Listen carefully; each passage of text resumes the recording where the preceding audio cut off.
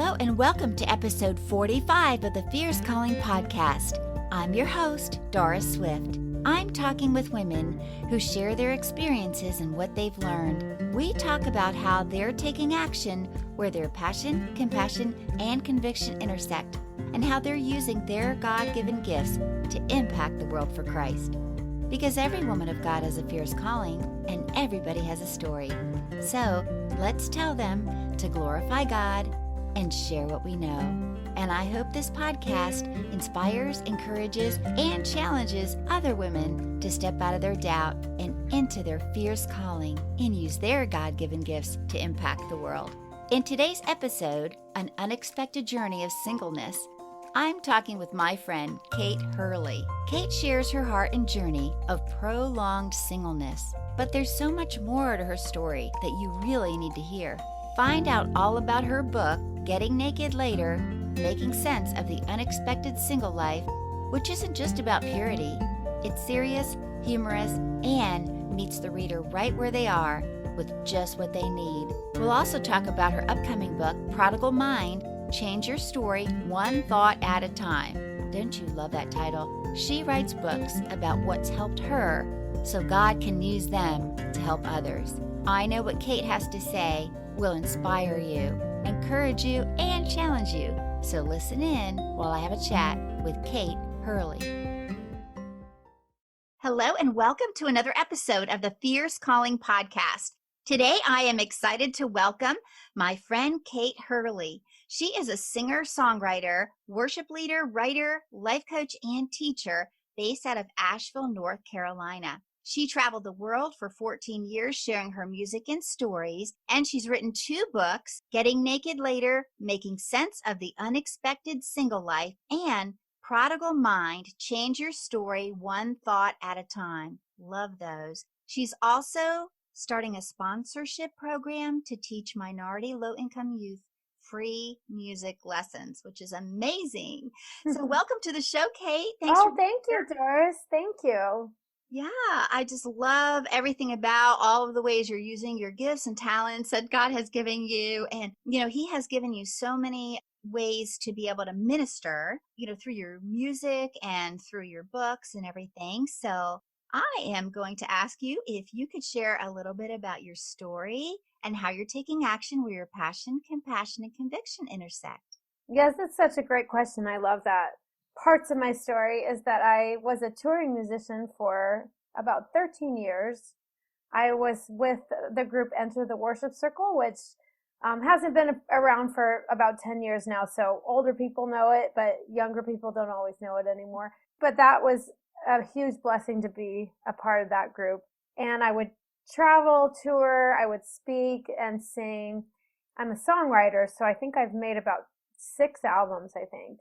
And I just finished a live worship album that will be out soon. So I did that for a really long time, and part of me loved it. I liked the traveling, especially to other countries, but I got a little burnt out, and I just really needed some time, somewhere to be grounded and not so all over the place all the time. And so about 5 years ago, I started teaching music lessons. But I've also always been a writer, so especially when I was touring, that when I would be home and I'd have time on my hands, I would just write. And so that's how I started writing my first book, which is on singleness and prolonged singleness, where you thought you'd get married at a certain age and then it never happened. And then the last probably 4 years, I've been slowly working on this book about overcoming negative self-talk. So those are some of my passions. I also am really passionate about living in community. I've also taught music lessons to refugees.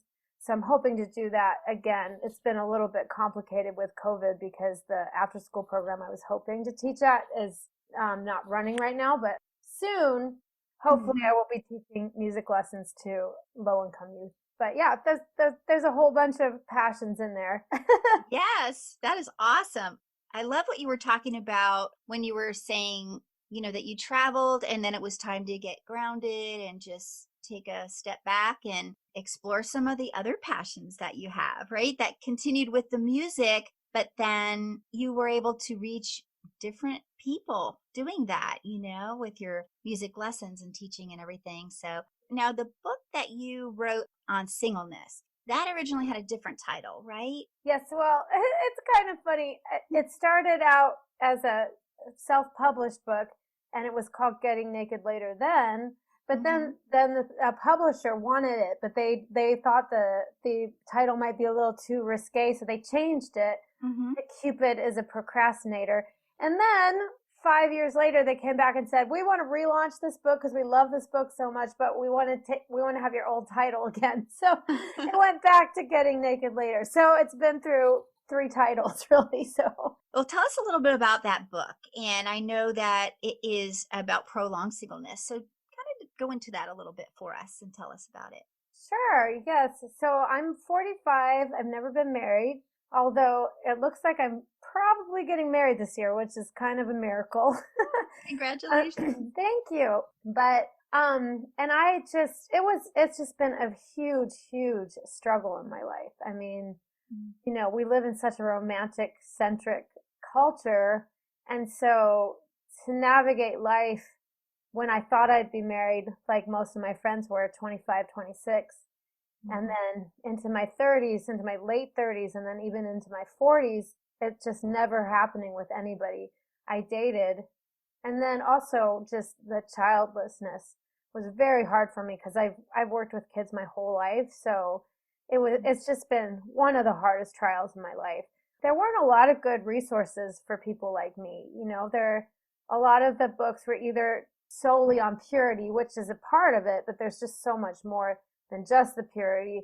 Or, there were a lot of books on singleness that were written by married people. And there weren't a lot written by somebody like me who had struggled with being single and still was not married. And so I just kind of set out to write a book that I would want to read, something that would really even minister to my heart if I wasn't the one writing it. It's humorous and touching, both. It's also very honest without being like totally depressed. You know what I mean? So I tried not to gloss anything over and act like things were fine when things weren't always fine. But I also tried to have a sentiment of hope and trusting in God's goodness, even if we can't understand the plans he has for us. Yeah, I love that part of the story.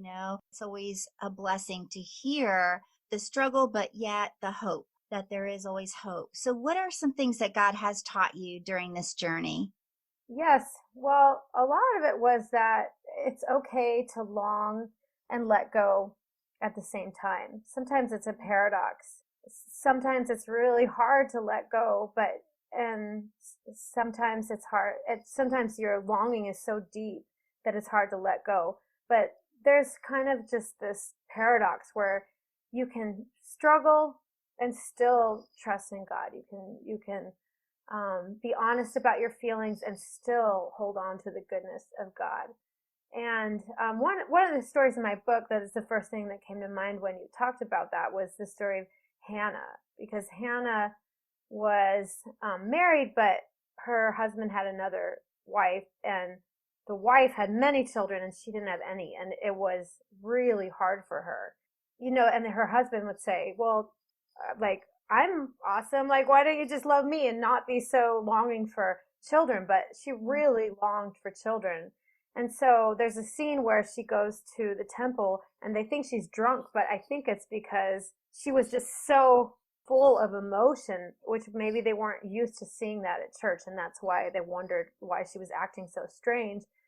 But she calls out to God with so much passion and so much longing, and she doesn't hide how she's feeling. She's so honest with God about how she's feeling. And what I love about that story is God doesn't say, "Why aren't you satisfied? Like, why can't you just love only me? Or why can't you just be satisfied? You have a great husband."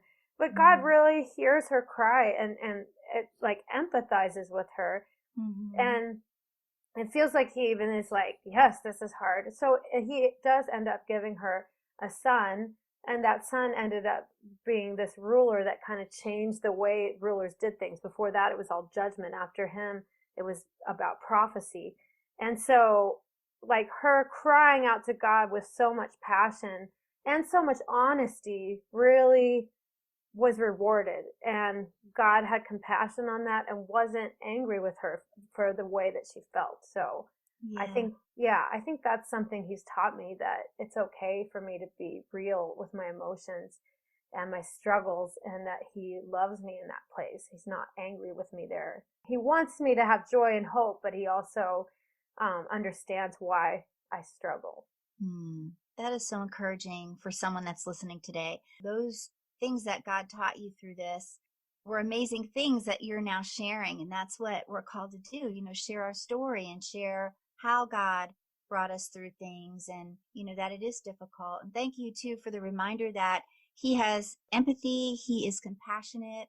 He does not miss our hurt, and he cares about that. So that's so Because, important. So how yeah. did you get now meet the gentleman that you are going to probably be marrying now? Yeah, so he goes to the home group I go to, and we didn't really even talk to each other the first year we knew each other. He was kind of quiet in group settings. There was just like some drama around his life, and I just thought, oh, I probably won't do that. But I thought he was attractive, but it was just not something I was really quite into until I invited him to my birthday party, and then he started inviting me places. And then once I started getting to know him and understanding where some of the drama in his life came from, Mm-hmm. I just was like, this man has such a beautiful heart, and he's such a strong Christian, and he's such a good dad. He has 4 kids. They had me write 2 new chapters to my book, and what I say in the book, because I do talk about meeting him, I say that all these years, I would often beat myself up for being too much like a sister, or not flirting enough, or when I was with a man who didn't know if he loved me or not, I was always mad at myself for being too needy. But now that Justin is in my life, I realized that none of those things were really true. I mean, it just wasn't the right timing. And I was desirable, I was lovely, I was beautiful, but it was just I was picking men that were not very committed, or it just wasn't the right timing with any of them. It was really just beautiful to see that all those years of beating myself up, I just needed to wait and really wait on God's timing. And now, it's like, oh, now I realize that I am lovable, and I knew that to a certain extent before, Mm-hmm. but I always struggled with this negative self-talk of nobody loves you once they get to know you. And now I know that's not true. It's just my picker was broken. Yes. And I love how you brought that out. Thank you for sharing that, because it is an amazing testament of God's faithfulness, and that those people were not who he chose for you. And Right.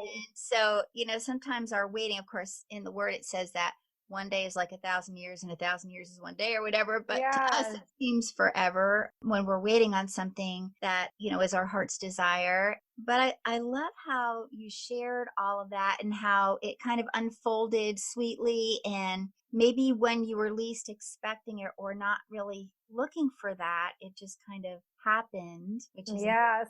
amazing. Yeah, it was very special. Yeah. So great. Well, I love that, this book, it, like you said, it has the purity message, but it is more than that, because there is so much more to our complex lives. And I'm so glad that you are able to share truth and hope with people and encourage them.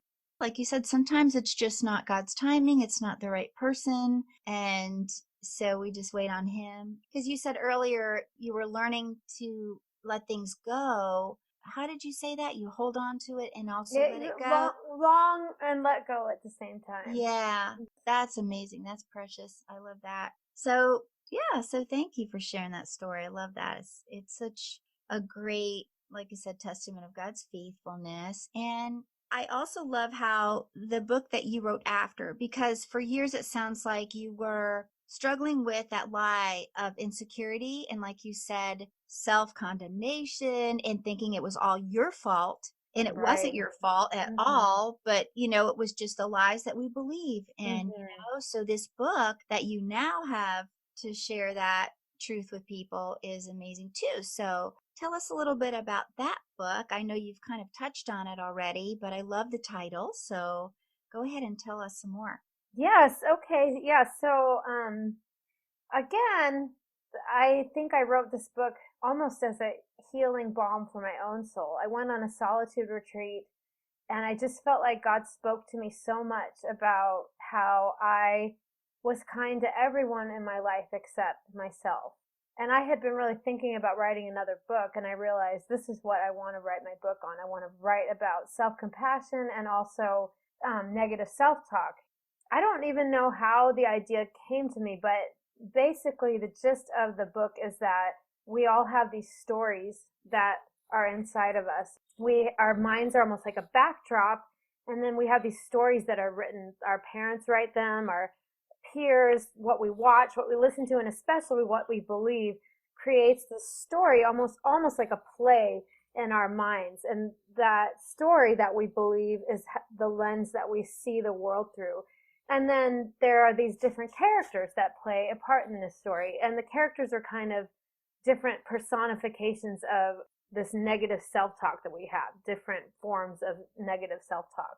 So just a few of the characters, I won't tell you all of them, but one is the orphan, and the orphan just always has this belief that she doesn't deserve to be loved, which is shame.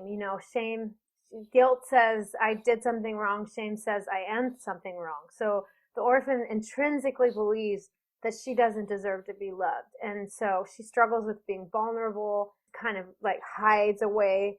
Some people might think she's humble, but it's really not humility. It's more like self-hatred.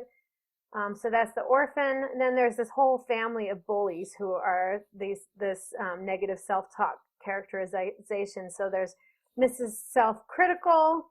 So she kind of is the one that says, oh, you look so fat. You need to lose weight, or like your job performance isn't good enough. Why are you doing this like this? And then there's Mr. Fear, who's always trying to control everything. And the should monster. And I don't even know where I came up with this name, but it actually kind of works because the should monster is not even attached to a real person. It's just this set of societal norms that says you should be doing this, you should be doing this. And it's very hungry. It's just like always wants more. It's never satisfied. Yeah. And so that's the one that struggles the most with resting, because it feels like if I don't do, I'll never get anywhere. And then just two more characters I'll explain. One is the comparison queen, and she is, I call her the queen because she puts everything in hierarchies. So she superhumanizes some people, like maybe pastors, for instance, where it's like she doesn't think of them as real human. She thinks they're more perfect than they actually are. Or she dehumanizes other people who are maybe look different than her, act different than she does. And she's also always comparing her pain, like that person shouldn't be feeling sad, or why am I feeling so bad about this?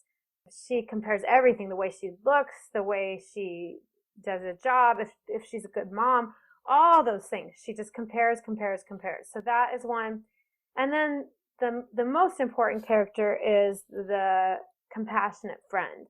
And so she's the one that dwells the deepest inside. She's kind of the you that is you, the deepest part of who you are, your soul or your spirit. And she's the one who dwells closest with God and understands how loved she is. And so the whole gist of the book is that you want to access that compassionate friend and allow her to be a mother to all the other voices, the other characters, and to calm them all, and for her to be the strongest voice so that healing will take place with all the other characters. And she also can listen, if Mr. Fear comes in, she can notice it and then say, hey, Mr. Fear, why are you here right now? And then listen. So that all of that can bring a lot of healing. So it's been a very healing book for me to write, because I feel like my thought life and my negative self-talk has gotten so much better once I wrote this book and had these revelations from God about how to bring healing to my own mind. So it's so cool how you liken it to a play. Yeah. I think we've all met some of those characters, Right. and So we're not a stranger to a lot of those. And even as you're describing it, I'm sure many of us have said, oh yeah, I know that queen. Yeah, we can relate to it. Yeah.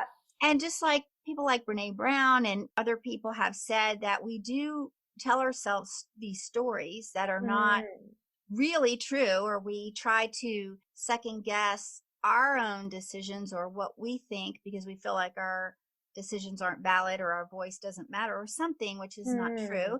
And then other people, we want to make up what they're thinking too. And it's not even what they're Right. thinking. So, Right. yeah, so I So love the true. concept. The concept of the book is Yes. amazing, Prodigal Mind. And it is so true and biblical that we need to take our thoughts captive and recognize when something is entering in that isn't going to be healthy for us, to dwell on these crazy rabbit hole thoughts that can really take us down and everything. Of Right. course, there's an enemy who doesn't want us to accomplish the things that God wants us to do. So Right. yeah, that's really cool. And I love how you laid that all out, and it was your own experience that you were sharing. Yes.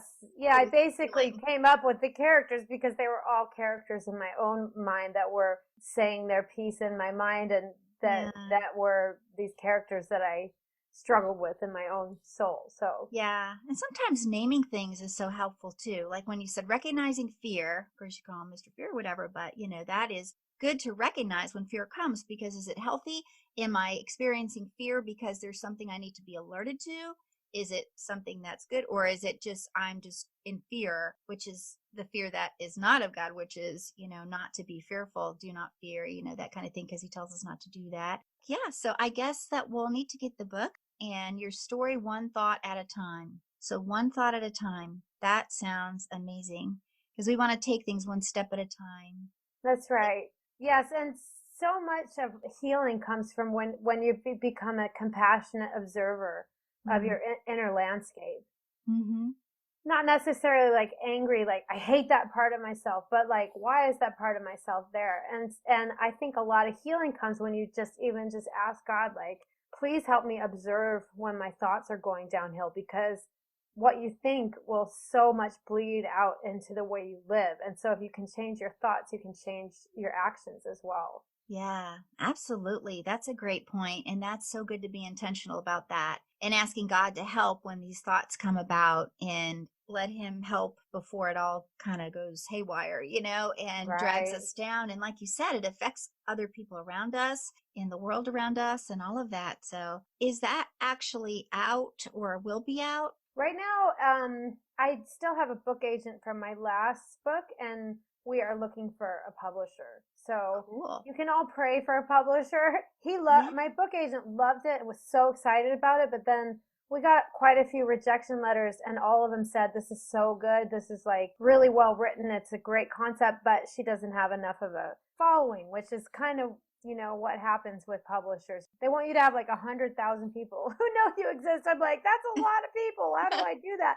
So yeah, we can all pray for a publisher, because I would really love for that book to get published, because I not only because I've worked hard on it, but because Yeah. I really deeply believe it could help a lot of people. And that's the heart of it. And that's the true motivation, which is what is pure. We're talking about purity earlier, being like purity with our bodies, but now we're talking about purity of our intentions and our soul and just wanting to help other people.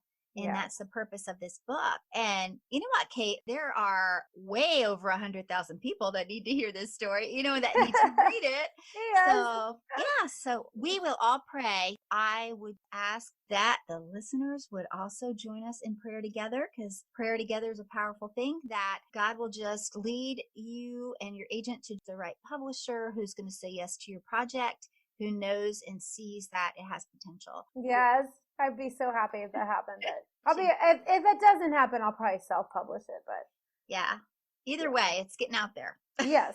I want to So, get it out there. Yes. yeah. So we need to keep in touch and see when that happens. Yeah. And I also wanted to ask you too, because I'll just transition a little bit, although it's all very connected, how you were talking about the way you love intentional communities. Mhm. So tell us a little bit more about that. That's intriguing. Yes, being single, I really realized over the years that living in a roommate situation where I never saw them and I never ate meals together was just especially hard for me because I didn't have a blood family to eat meals with. And so over the years, I really tried to look for situations where I was living in intentional community. I worked with a group called Interchange in San Francisco that worked with homeless people. We were in an intentional community. I was with a group called New Communities in San Diego. I loved it so much, to the point that I sometimes wish I could still live there, but because of Justin, I probably can never live there again. But that was about 50 people who all lived within a 10-minute walk of each other. Almost all believers, but all going to different churches and having different political beliefs, all that stuff. But they all loved God, and they all came together, and they were family, and it was so special. And I've lived in intentional communities in Redding, California, and Boulder. And because of COVID, I ended up in this situation with nine other people. We all lived together. Most nights I cooked for everybody. And just being single, I realized I just have to do that, or else I'm just really unhappy if I'm in a situation where I'm eating 2 meals a week with people and otherwise I'm eating alone. Like that just doesn't work for me. So I've just really tried my whole adult life really to figure out how to be in community. Nice. And that's so intentional for you. That is encouraging as well, because life can get lonely, and we can, maybe say, oh, I'm so lonely, or pray about getting bold to look for these communities where we can gather. And that's something that's in us. We all have that longing to belong. We have that craving for God, to belong to the family of God, to be included in, his greater plan, and to be part of something bigger outside of ourselves. And so we need that community and interaction. And I love that intentional community model. And also do home churches and things like that, where it just becomes a family, like a life group, like you do life together, basically, right? Yes. And that community in San Diego was considered a missional community, which I don't know exactly the exact definition, but I think it really means that you embed in your neighborhood and you really become involved in your neighborhood.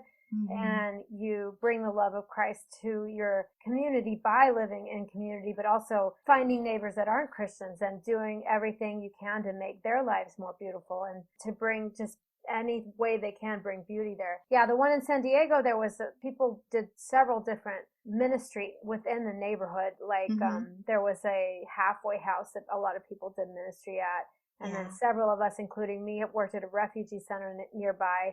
So, there was a lot of missional things going on. And then the community that I'm a part of here, there's a lot of people who are really have a heart for the New Age community and traveling New Age hippie types. So we have a lot of things that are centered around doing ministry with those type of people. Yeah, that's a great definition of missional living and missional community. Yeah, and I love just everything about all of these things that God has you doing, Kate Hurley. How can my listener connect with you? How can they find you? Yeah, so I have a website, which is just katehurley.com. It's funny, I do a lot of different things. Like I have the music thing, and I have the lessons thing, and the writing. And so that website has my books, my CDs, and the program I'm hoping to start with low-income youth, and even my music lessons, which and my life coaching is all on there. But you can find my book, Getting Naked Later, Making Sense of the Unexpected Single Life, on Amazon. And I just recorded the audiobook, so there is an audiobook out for that. Yeah. And then you can also just keep looking for this new book to come out. And I just started a new blog. I used to have a pretty well read blog on singleness, but I decided to start a new one that has one path for singleness and one path for inner healing. There's those two categories. So if you're interested in either of those, I just started it. So there's only one post up right now, but I will keep adding things. But that's at Restore Your Story online. Nice. RestoreYourStory.online. And I also have a Restore Your Story Facebook group. So the purpose of that group is to bring hope and make our social networking communities a brighter place, and as well as our lives. I just have been trying to brainstorm ways to use social media for good things instead of there's just so much negativity in social media. So, and I feel like it could be a tool used for really good things and encouragement and love. And so it's kind of a brainstorming place to think about how to do that with people. Yeah, I absolutely agree with you that it's, social media can be, well, like that character in your book, the comparison queen, or what, Yes, what is that her exactly. name? Yeah, the comparison queen. Yes. Yeah, or it can be used good and to reach people. Like, look at what we are going through now. We're having, this worldwide pandemic, and social media and Zoom and different other ways is how we're actually able to connect with more people, and people are needing community. And so I love that you have a Facebook group that's dedicated to that. And I will put all of those links in the show notes so that Thank the listener you. find you. You're Thank welcome. Well, you. I'm just looking forward to hearing more about what you're going to do. I love that you're using your gifts to not only share truth with adults, but you're also wanting to help low income youth with music. Yes. Music is healing. Music is great for the mind, right? There's so many benefits with music. And so, yeah, it's just amazing. So I will hope to have you on again another Yes. time. Yes. Yeah, maybe Yes. when your book is published, right? Because it's getting published. Yes. So the second book, Yes. so it Come will on. be getting published. So we can talk more about that and I'd anything love else that. that's Yeah, going I would on. love that, Doris. Okay, friend. Well, thank you so much for being on today. It's been a great joy and a pleasure to have you. And I know that you have really encouraged a lot of listeners today. Oh, great. All right, friend. Well, I'll talk to you soon. Okay. Thank you for listening. I hope you were inspired by what Kate had to share. God has plans for each of us, and although waiting is hard, God is always aware of the desires of our hearts. His timing is always worth waiting for. You can connect with Kate at katehurley.com, on Instagram at IamKateHurley, and on Facebook. Check out Kate's Restore Your Story links at restoreyourstory.online and Restore Your Story Facebook group. I have all of those links for you in the show notes. Friend, are you ready to rise up? Get ready to be encouraged and equipped. The Christian Women Entrepreneurs Rise Up Summit is coming your way, September 21st through October 11th. Whatever your business or ministry, you will benefit from this summit. It's free and online, so you can register today at www.2020riseup.com. That link is in the show notes as well. And guess what? I am a speaker at the event. God wants to equip His daughters to rise up. It makes me think about Lydia and the amazing businesswoman she was, and how about the Proverbs 31 women? Wow, such inspiring examples that we can learn from. I hope you'll join me next time when I talk with another woman who is taking action where her passion, compassion, and conviction intersect. Until then, friend, have a blessed week, and I'll talk to you soon.